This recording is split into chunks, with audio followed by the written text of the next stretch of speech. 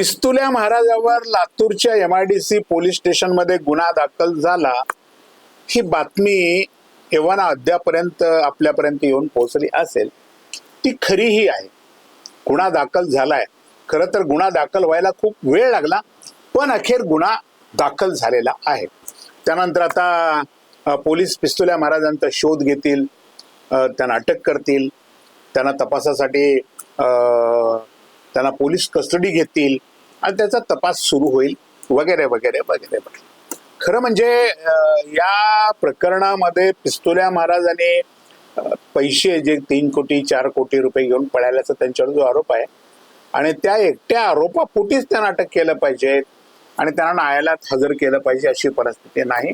हे एक अतिशय गंभीर प्रकरण आहे आणि या गंभीर प्रकरणाचा शोध घेऊन या प्रकरणामध्ये गुंतलेल्या सर्व संबंधितांच्यावर पोलीस काय कारवाई करतात याकडं मात्र आता संपूर्ण मराठवाड्याचं लक्ष लागून आहे आणि या महत्वाच्या विषयावर आज मी आपल्याशी बोलणार आहे. नमस्कार, मी राजू पाटील आणि आपण पाहत आहे द रिंगल लाईव्ह. मित्रांनो, अजूनही आपण रिंगल लाईव्ह हे आपलं लोकप्रिय चॅनल सबस्क्राईब केलं नसेल तर माझी आपल्याला विनंती आहे, जरूर सबस्क्राईब करा. पिस्तुल्या महाराजांवर गुन्हा दाखल ही बातमी आता आपल्यापर्यंत येऊन पोहोचली. पहिल्यांदा प्रश्न हा निर्माण होतो की पिस्तुल्या महाराजांवर गुन्हा दाखल व्हायला एवढा वेळ का लागला. आता एवढा वेळ का लागला याचा खुलासा पोलीस करतील. आपण जर एखाद्या पत्रकार परिषदेमध्ये त्यांना विचारलं की कशासाठी आपण एवढा वेळ घेतला, आपल्याकडे तर तशा पद्धतीची फिर्याद महिनाभरापूर्वीच दाखल झालेली होती, तरी सुद्धा आपण गुन्हा दाखल करायला वेळ लावला. ठीक आहे, आता त्यांच्यावर फसवणुकीचा गुन्हा दाखल झालेला आहे आणि मग आता कारवाई कशा पद्धतीची होणार आहे याकडे मात्र संपूर्ण जिल्ह्याचं लक्ष लागून आहे. लोकांच्या मनामध्ये शंका आहे की जरी गुन्हा दाखल झाला असला आणि पिस्तुल्या महाराजांना अटक करून कोर्टाच्या पुढे हजर करून पिस्तुल्या महाराज सहजपणे या सगळ्या प्रकरणातून अलगद निष्ठून बाहेर जाईल, जामिनावर जाईल आणि पुन्हा मौज मजा करेल, अशी शक्यता लोकांना अधिक वाटते आहे. लोकांच्या मनामध्ये अशी शंका काय माहित नाही किंवा लोकांचा पोलिसांच्या या आता पुढच्या तपासावर कामकाजावर पूर्ण विश्वास का नाही किंवा नसावा हा एक वेगळा प्रश्न आहे. परंतु लोकांना असं वाटतं की काय होणार नाही रे, आमच्याकडे चर्चा आहे, लातूरमध्ये तर काय चर्चा आहे, काय होतंय, पिस्तुल्या महाराजांवर आता लोकांच्या आग्रहाखातर गुन्हा दाखल केला. लोक बोलतायत की लोकांच्या जनरेट्याच्या पुढे खरं तर पोलिसांनी अगदी स्वतःहून किंवा पोलिसांची त्याच्यावर गुन्हा दाखल झाला पाहिजे, त्यानं गंभीर प्रकारचा गुन्हा केलाय आणि अशा लोकांना शिक्षा झाली पाहिजे अशी भावना मुळात पोलिसांची होती का किंवा संबंधित पोलीस स्टेशनच्या इन्स्पेक्टरची होती का, हा एक वेगळा विषय आहे. तरी सुद्धा जनरेट्यामुळे हा गुन्हा दाखल झालेला आहे. आता तपास कशा पद्धतीनं होणार आहे, त्याच्याकडून काय काय वधवून घेतलं. एकटा पिस्तुल्या महाराज थोडंच आहे, त्याच्याबरोबर 6 लोक, कमीत कमी त्याचे 6 सहकारी या प्रकरणामध्ये गुंतलेले आहेत आणि या 6 सहकार्यांना अटक करणे किंवा पिस्तुल्या महाराजांकडनं त्यांची नावं पूर्णपणे तपासामध्ये घेऊन त्यांनाही अटक करणं अत्यंत महत्वाचं आहे. आणि हे जर पिस्तुल्या महाराज आणि त्यांचे हे 6 काडतूस आपण त्यांना म्हणू, हे जर अटक झाले तरच खऱ्या अर्थाने या प्रकरणामध्ये काय काय शिजलंय, कशा पद्धतीचे पैसे जमा झाले, ते कुठे कुठे पार्सल केले गेले, पोते भरून पैसे कुठे जात होते, जी काय म्हणतो आपण त्याला की ज्या डिक्की असतात बघा कारच्या वगैरे, त्या डिक्कीत पोतं कसं ढकललं जात होतं, ते एका शेतात नेऊन लाईटचा बल्ब लावून 2-4 त्या नोटा कशा मोदत होते, असे अनेक प्रकार झाल्याचं लोक बोलतायत.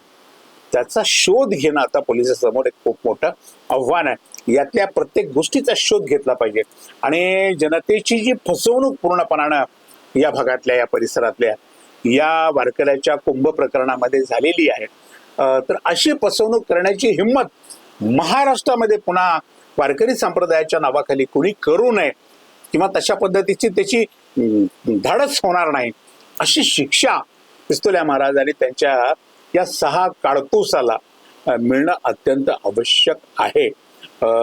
बघा तुम्ही लातूरमध्ये सध्या कुठेही फिरा, काय चर्चा सध्या ऐकायला मिळते आपल्याला की पिस्तुल्या महाराजाच्या पाठीमागं खास शक्ती आहे, त्यांना राजकीय फार मोठा वरदहस्त आहे किंवा त्यांना एक धार्मिक वरदहस्त त्यांच्या पाठीमागं आहे त्यामुळे या कारवाईमध्ये फारसं काही निष्पन्न होणार नाही. एक प्रोसिजर म्हणून ही कारवाई होईल, प्रोसिजर म्हणून न्यायालयाच्या समोर उभं केला जाईल आणि त्यात तो जामीन करून मोकळा होईल. भविष्यामध्ये 2-4 वर्ष हे प्रकरण चालेल आणि मग पुन्हा नेहमीप्रमाणे सक्षम आणि चांगल्या पद्धतीचं चार्जशीट न दाखल केल्यामुळे अनेक प्रकारचे आरोपी सुटतात, तोच प्रकार यामध्ये होईल अशी चर्चा होते. म्हणजे पिस्तुल्या महाराजावर पोलिसांनी गुन्हा दाखल केला याचा आनंद लातूरकरांना नाही, तर लातूरकरांच्या मनामध्ये फार मोठी शंका आहे. या शंकेचं निरसन पोलीस आपल्या कारवाईमध्ये कशा पद्धतीने करणार आहेत हे आता लातूरकरांना पूर्णपणाने बघायचं आहे, पाहायचं आहे. खरं म्हणजे अशा सोहळ्यामध्ये, वारकऱ्यांच्या एका भव्य सोहळ्यामध्ये, तिथे ज्ञानोबा तुकोबाच्या पादुका दर्शन सोहळा अशा पद्धतीच्या सोहळ्याला त्या नाव असताना अशी काही मंडळी जेव्हा या सोहळ्याच्या नावाखाली, ज्ञानोबा तुकोबाच्या नावाखाली, पादुकांच्या नावाखाली, धर्माच्या नावाखाली, संप्रदायाच्या नावाखाली अशा प्रकारची लूट करते ना, तर ही थांबली पाहिजे. नाही, अशी लूट करणाऱ्यांना कठोर शिक्षा झाली पाहिजे. जर संप्रदाय वाचवायचा असेल, जर श्रद्धा वाचवायची असेल, अशा सोहळ्यावरचा विश्वास वाचवायचा असेल, तर या लोकांच्यावर कठोर कारवाई झाली पाहिजे. आणि त्यासाठी आता पोलीस कशा पद्धतीची कारवाई करतात याकडे सर्वांचं लक्ष लागणं स्वाभाविक आहे. पिस्तुल्या महाराजाला केवळ अटक केली, त्यांच्याकडनं काही रक्कम हस्तगत केली किंवा त्यांच्या प्रॉपर्टीवर टाच आणला, एवढ्यावर सगळ्या गोष्टी होणार नाही. तर कायमस्वरूपी महाराष्ट्रातल्या प्रत्येक संप्रदायात असलेल्या व्यक्तीला वाटलं पाहिजे की आपण जर संप्रदायाच्या नावाखाली कोणाची जर 100 रुपयाची फसवणूक केली तर आपल्याला गंभीर स्वरूपाची शिक्षा मिळू शकते. असा विश्वास संपूर्ण महाराष्ट्रामध्ये गेला पाहिजे, पेरला गेला पाहिजे. आणि हे लातूरचं उदाहरण हे प्रत्येकाच्या डोळ्यासमोर असलं पाहिजे. आता लातूरचे पोलीस अधीक्षक, त्यांच्या नेतृत्वाखाली काम करणारी सगळी जी टीम आहे, मान्यवर जे पोलीस निरीक्षक आहेत, त्यांच्यासोबत काम करणारी जी टीम आहे, या सर्वांची आता ही जबाबदारी आहे की महाराष्ट्राच्या समोर आदर्श राहील अशा पद्धतीची कारवाई, अशा पद्धतीचा सखोल तपास या प्रचंड मोठ्या गुन्ह्याचा आणि या गुन्ह्यामध्ये अडकलेल्या प्रत्येकाला आत टाकण्याची भूमिका जर पोलिसांनी घेतली तर महाराष्ट्रातल्या संपूर्ण जनतेला, मराठवाड्यातल्या जनतेला या गोष्टीचा विश्वास वाटेल की लातूरच्या पोलिसांनी अत्यंत चांगल्या पद्धतीची कारवाई करून संप्रदायामध्ये अशा पद्धतीची संप्रदायाची फसवणूक करणाऱ्या, भोळ्या भोबळ्या जनतेची फसवणूक करणाऱ्या या पिस्तुल्या बाबाला किंवा असे जे काही आणखीन बाबा महाराष्ट्रामध्ये आहेत त्यांना योग्य शिक्षा करण्याचं काम पोलीस किंवा महाराष्ट्राचं सरकार किंवा आपला कायदा करतो आहे. हा संदेश महाराष्ट्रापर्यंत जाणं अत्यंत महत्वाचं आहे. केवळ त्यांच्यावर आता गुन्हा दाखल झाला यावर आनंद व्यक्त करून चालणार नाही.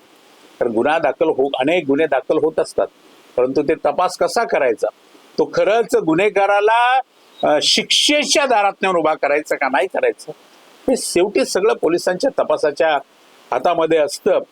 तपाशी अंमलदार असेल किंवा तपाशी अधिकारी असेल, ते कशा पद्धतीचे डॉक्युमेंट्स तयार करतो, कशा पद्धतीची कागदपत्र तयार करतो, कशा पद्धतीचं चार्जशीट तयार करतो, त्यावर आरोपीला शिक्षा होणार आहे का नाही होणार आहे हे न्यायालयामध्ये ठरत असतं.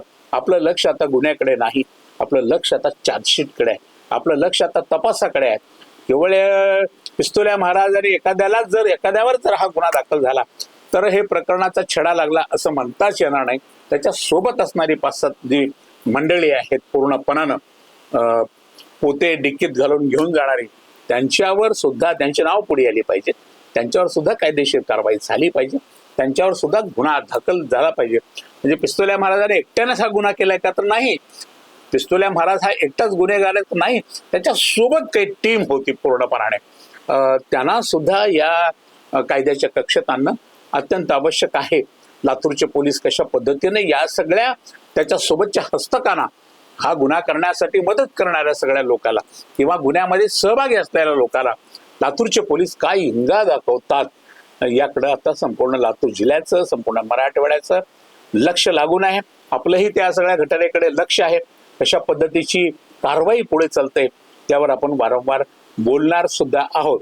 पहिल्यांदा लातूर पोलिसांचं आपण अभिनंदन करू की आपण उशीर झाला असला तरी या प्रकारावर आपण गुन्हा दाखल करून घेतला. गुन्हा दाखल केलेला आहे. आता ज्या पद्धतीने आपण गुन्हा दाखल केलेला आहे त्या पद्धतीचा दर्जेदार तपास आपल्याकडून व्हावा आणि हा जो आरोपी आहे हा आरोपी अगदी शिक्षेच्या घरात नेऊन सोडण्यापर्यंत आपण या सगळ्या गोष्टीचा पाठपुरावा करावा अशा पद्धतीची अपेक्षा व्यक्त केली तर निश्चितच ती चुकीची होणार नाही. आज इतकंच. अशाच महत्वाच्या विषयावर रोखठोक भाषा ऐकण्यासाठी पाहत राहा रिंगण लाईव्ह, आवाज महाराष्ट्राचा.